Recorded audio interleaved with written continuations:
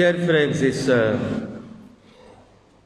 au moment où les portes de la prison se ferment sur Jean-Baptiste le prophète, Jésus commence sa mission en Galilée en invitant les foules à la conversion. Les temps sont accomplis, le règne de Dieu est tout proche. Convertissez-vous et croyez à la bonne nouvelle, disait-il à ceux qui venaient vers lui. Le thème de la conversion est au centre des lectures qui nous sont proposées en ce dimanche. Un thème qui parcourt toute la Bible pour nous faire comprendre que l'attitude fondamentale de l'homme devant Dieu doit être celle de la conversion, c'est-à-dire une attitude d'effort pour se conformer de jour en jour à ce que le Seigneur attend de chacun d'entre nous. Nous allons donc, frères et sœurs, regarder ensemble ce thème, essayer de le scruter à la lumière de la parole de Dieu qui a été proclamée en ce jour. La conversion. Commençons par le récit de Jonas. Ce récit met en lumière quelque chose de fondamental qui parfois peut nous échapper. La conversion commence par un regard porté sur Dieu. La conversion ne commence pas immédiatement par un regard porté sur nous. L'homme se convertit en comprenant qui est Dieu. C'est par rapport à la volonté de quelqu'un que nous entrons dans un processus de conformité à ce que Dieu attend de nous. D'ailleurs, dans un petit livret intitulé « Prière et conversion intellectuelle », le cardinal Carlo Maria Martini parle de 4 étapes dans la conversion. Conversion religieuse, conversion morale, conversion intellectuelle et conversion mystique.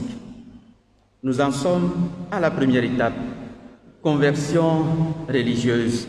C'est-à-dire, que pensons-nous réellement de Dieu? À quel Dieu croyons-nous? Comment nous situons-nous face à Dieu? Le récit de Jonas, nous le connaissons tous par cœur. Un récit plein de surprises, mais dont nous ne percevons pas parfois le sommet, le message central. Voilà un homme que Dieu envoie à Ninive, la grande ville païenne, la capitale de la Syrie, un peuple ennemi d'Israël. Et Dieu l'envoie avec une mission précise, d'appeler le peuple païen à la conversion. Et Jonas refuse. Pourquoi?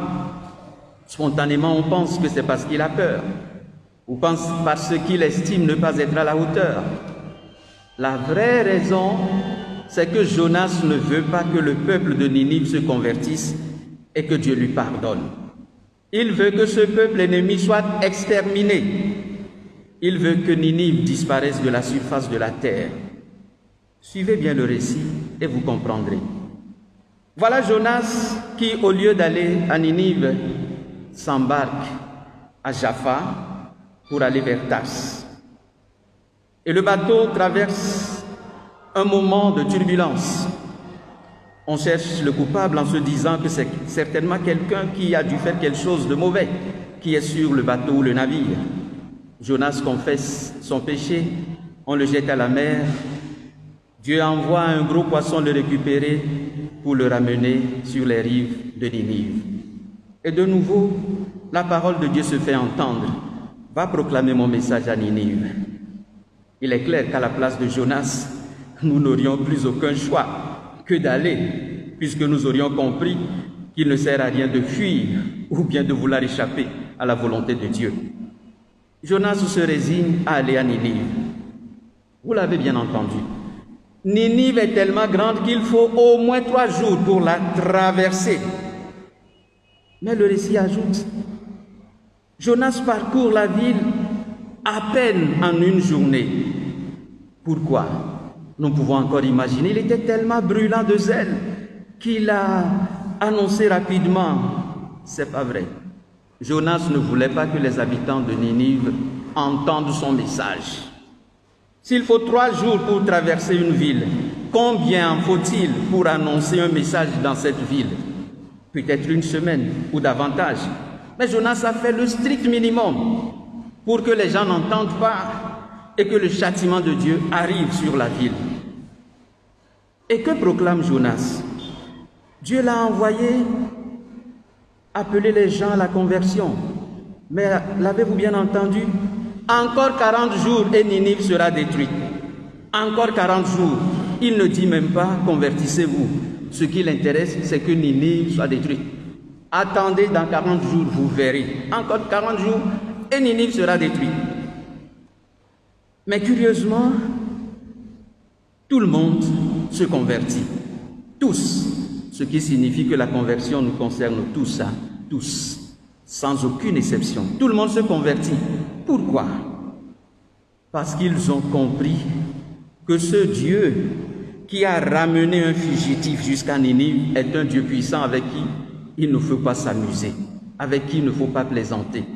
D'ailleurs, Jésus dira plus tard, à cette mauvaise génération, à cette génération adultère, il ne sera donné aucun autre signe, sinon celui de Jonas. Jonas est devenu un signe. C'est en écoutant le récit de sa vie, en se demandant, mais qui est cet homme? En apprenant tout ce qui s'est passé, que le peuple a compris qui est Dieu. Un Dieu terrible, mais un Dieu qui aime. Un Dieu qui tient à ce que le peuple se convertisse. La conversion religieuse, la première étape consiste à savoir qui est vraiment Dieu pour nous. On peut passer des années à remplir des églises, à faire des dévotions, sans réellement connaître le vrai visage de Dieu. Celui qui ne découvre pas que Dieu est à la fois ce juge qui ne laissera rien impuni, mais celui qui ne découvre pas non plus que Dieu est un Père aimant qui donne toujours à ses fils la chance de se convertir, la chance de revenir vers lui, eh bien celui-là ne se convertira jamais. La première étape de la conversion, c'est donc la conversion religieuse. Qui est Dieu pour nous? L'ai-je vraiment rencontré? Dans la vie de Saint Paul, un moment a été central, capital. Lequel? Sa rencontre avec Dieu. Il a compris ce que Dieu attend de lui.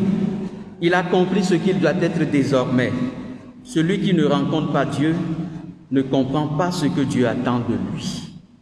On peut faire des dévotions, mais si on ne rencontre pas vraiment Dieu, si on n'écoute pas vraiment sa parole qui bouleverse nos cœurs, on ne pourra vraiment jamais se convertir. Première étape, la conversion religieuse de nos rapports avec Dieu. La deuxième étape, c'est la conversion morale. Dieu veut descendre dans notre vie. Dieu veut que chacun tourne son regard sur ce qu'il fait, dit et pense. Dieu veut que chacun ôte le voile sur ce qu'il est réellement, au-delà des apparences et des hypocrisies. Dieu veut que chacun retourne dans sa conscience pour identifier ce qui a besoin d'être corrigé. Dieu veut qu'à un moment donné, chacun, non pas à la place de l'autre, essaie de voir ce qui n'est pas conforme à la volonté de Dieu dans sa vie. On raconte qu'une fois, une femme est allée se confesser chez un prêtre. Et elle ne parle que de son mari. Mon mari a fait ceci, mon mari a fait cela, mon mari est comme ça, mon mari est comme ça. Elle parle tout le temps durant la confession de son mari. Et à la fin, quand elle termine, elle dit au prêtre, j'ai fini, donnez-moi l'absolution. Alors le père lui dit, mais va appeler ton mari, parce que c'est à lui que j'ai besoin de pardonner, pas à toi. Mais tu n'as confessé aucun péché. Nous avons cette sale habitude de confesser les péchés des autres. Nous avons cette sale habitude, cette mauvaise habitude de ne regarder que les autres, de les culpabiliser. La conversion morale concerne la vie de tout homme, c'est-à-dire doit nous amener à identifier ce qui ne va pas, à nous repentir de ce que nous avons mal fait, à nous approcher de celui que nous avons blessé pour lui demander pardon, à nous approcher du prêtre pour recevoir le pardon de Dieu, à nous engager à changer de vie comme Zachée ou Matthieu. C'est cela la conversion morale. Et là, nous avons beaucoup de questions à nous poser. Quand nous allons nous confesser, que faisons-nous? Celui que nous avons blessé est là à la maison, nous ne lui disons rien. Nous allons chez le prêtre pour demander que le Seigneur nous pardonne. Sortons de ces confessions qui sont des hypocrisies.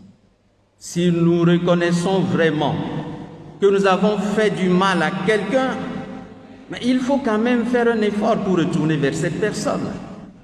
Sortons de ces confessions qui sont comme de la cosmétique pour enjoliver un peu notre image devant Dieu, devant les hommes. Une confession qui ne nous interroge pas, qui ne nous pousse pas à chercher ce que nous devons faire pour réparer le tort causé à l'autre, est une confession incomplète. Elle est déjà bonne, puisque nous avons pris la décision, mais elle reste incomplète. Troisième conversion, nous dit le cardinal Carlo Maria Martini, la conversion intellectuelle, c'est-à-dire la conversion de nos mentalités. Le cardinal dit ceci: s'il y a tellement de chrétiens médiocres, c'est parce qu'il y a peu de chrétiens qui veulent rentrer dans le changement voulu par le Christ. Nous nous sommes habitués à tout légitimer, à tout justifier. Même la corruption parfois ne nous dit rien. Tout le monde fait comme ça. La question à nous poser est plutôt: que pense Jésus de ceci? Et lorsque nous nous interrogeons vraiment par rapport à ce que le monde considère comme des valeurs, alors nous allons nous rendre compte que vraiment, nous sommes très loin. Conversion intellectuelle. Il s'agit d'adopter la manière de vivre comme chrétien, ce que Jésus nous dit dans les béatitudes.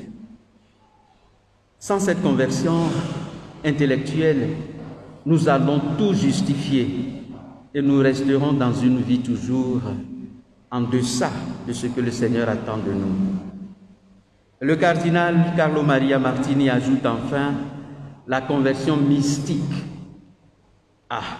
C'est le sommet. En quoi consiste cette conversion mystique? C'est lorsque tout notre être est tellement transformé que nous pouvons dire comme Saint Paul: je vis, mais ce n'est plus moi qui vis, c'est le Christ qui vit en moi. En me regardant vivre, on a l'impression que c'est Jésus qu'on voit. On aura atteint le sommet de la conversion mystique. Alors vous comprenez tous que la conversion à laquelle Jésus nous appelle, nous invite en ce jour, est une démarche qui nous concerne chacun personnellement. Alors en écoutant la parole de Dieu en ce jour, laissons-la pénétrer dans notre cœur. C'est le moment, pas demain, c'est aujourd'hui que le Seigneur nous invite à regarder notre vie et à revenir vers lui comme les habitants de Ninive. Il est prêt à nous pardonner. Il est prêt parce que c'est un Dieu plein d'amour. Et il le fait comprendre à Jonas à la fin du récit. Vous le connaissez, l'épilogue. Jonas s'assoit au loin pour voir la destruction de la ville de Ninive. Et elle n'arrive pas. Dieu fait pousser un ricin pour lui donner un peu d'ombre. Et le soleil frappe le ricin qui se dessèche. Alors Jonas entre en fureur. Il dit: voilà, je le savais. Si je n'ai pas voulu aller à Ninive, c'est parce que je savais que tu n'allais pas détruire cette ville. Je ne voulais pas annoncer cela. Je le savais.